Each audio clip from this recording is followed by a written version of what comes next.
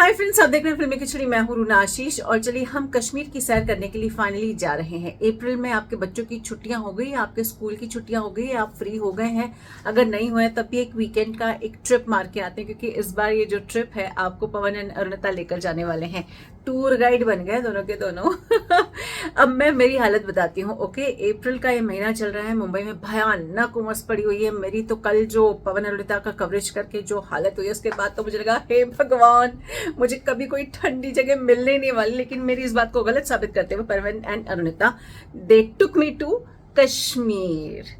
ये वही गाना है जिसके हम पिछले हफ्ते से इतनी डिस्कशन कर रहे हैं, आएगा कब आएगा, कल आएगा, परसों आएगा, उस दिन आ जाएगा, 5 बजे नहीं शायद मंडे को इतने इतने बजे आ जाएगा। मतलब सारी तमाम जितनी भी कंफ्यूजन थी उन सब के बीच में सब डूबे पड़े थे। सब मुझसे पूछ रहे हैं कब आएगा। मैंने कहा यार ऑफिशियली अनऑफिशियली तो ये मालूम पड़ा था कि मंडे को आएगा, लेकिन की फर्क पैंदा है। कश्मीर आपको मंडे लेके जाया जाए या वेंसडे लेके जाया जाए, कश्मीर सुंदर ही रहता है, उतना ही म्यूजिकल होता है। तो पवन एंड अरुणिता का ये वाला जो गाना आया है, दिल बाग बाग हो गया, मतलब दिल कश्मीर कश्मीर हो गया, ऐसा बोलने की इच्छा होती है। ओके फ्रेंड्स, अब इसकी मैं बात करती हूँ तो लिरिक्स की बात करते हैं। ओके, नेहा ने लिखे हैं और इसमें ना हिंदुस्तानी भाषा का इस्तेमाल किया गया है। मतलब हिंदुस्तानी भाषा मतलब हिंदी भी रहती है उसमें, उसमें उर्दू वर्ड्स भी होते हैं, पर्शियन वर्ड्स भी होते हैं। जिस जगह के लिए लिखे जा रहे हैं एक पर्टिकुलर गाने को, वहाँ के भी कुछ एक वर्ड्स उठा लिए जाते हैं। तो इस तरीके से लिखावट और जो लिरिक्स है वो एकदम हिंदुस्तानी में लिखे गए हैं। एंड आप जाफरानी और नदी सब है गया और खुल गया, ऐसी सब चीज़ें आपकी जब कानों में पड़ती है ना, आपको बहुत अच्छा लगता है, बहुत you feel nice about it. वही म्यूजिक की अगर मैं बात करती हूँ, बहुत सूदिंग सा है। इतनी भयानक गर्मी में जो लू चल रही है, उसमें अगर आपको कोई ठंडा सा बर्फ और बर्फीला मौसम याद भी दिला दे, क्या मजा आएंगे।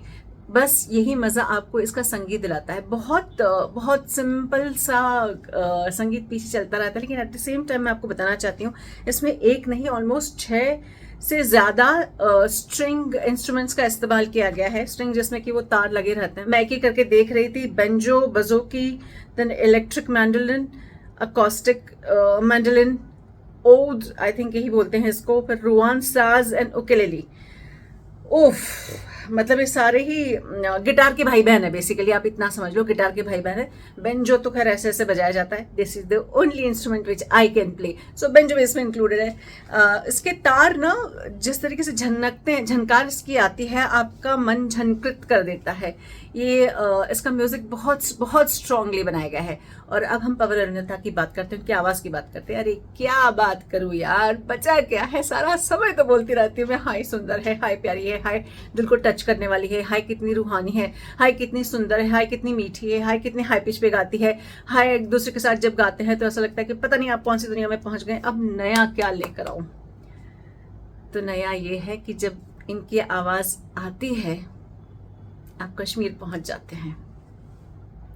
बहुत सुंदर गाना है और गाने की तारीफ तो डेफिनेटली मैं करने ही वाली हूँ, लेकिन एट द सेम टाइम मैं ये भी कहना चाहती हूँ कि जब पवन एंड अरुणिता की आवाज चल रही है और विशाल का म्यूजिक है, तो मुझे लगता है कि एक नई राह खुल गई है इन लोगों के लिए। मतलब आवाज से तो ये आपको अंतरिक्ष में भी लेके चले जाते हैं, ये तो आप भी जानते हैं, मैं भी जानती हूँ। अभी तो इस बार कश्मीर लेकर गए हैं। लेकिन सिंपल बात अगर मैं कहूँ कि ऑलमोस्ट 1 साल हो गया, शायद 1 साल से ज्यादा हो गया होगा, जब मैं सुपरस्टार सिंगर 2 के लिए इंटरव्यू करने के लिए गई थी। अरुणिता और वहां पर फैज बैठे हुए थे, तो उस समय हम लोगों ने बात की थी इश्क करूं इस वाले गाने की। और अब देखिए SS2 खत्म होकर SS3 शुरू हो गया है और अब हम पवन एंड अरुणिता के नए गाने की बात कर रहे हैं, वो भी विशाल सेम म्यूजिक डायरेक्टर के साथ। ये कॉम्बिनेशन बहुत अच्छा है। मुझे लगता है विशाल जैसे गुणी संगीतकार जो तानसेन भी और कानसेन भी है, तभी तो अरुणिता की आवाज को यूं पहचान दिया, तभी तो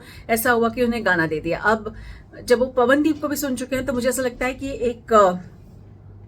एक और म्यूजिक डायरेक्टर है जिसकी गुड लिस्ट में पवन एंड अरुणिता आ चुके हैं। तो फ्रेंड्स, हाल फिलहाल तो मैं यही कहूंगी कि इस गाने को जितने व्यूज देना है उतने व्यूज दीजिए, शेयर कीजिए, मतलब जो कर सकते हैं अपना पूरा का पूरा सपोर्ट दीजिए। ये गाना बहुत सुंदर है और इसके पीछे जो 6-7 वो स्ट्रिंग इंस्ट्रूमेंट्स बजते हैं वो तो एकदम माइंड ब्लोइंग है। और हाँ, पवन एंड अरुणिता को कश्मीर ले जाने के लिए थैंक यू बोलिए। इस गर्मी से थोड़ी सी तो निजात मिली हम लोगों को।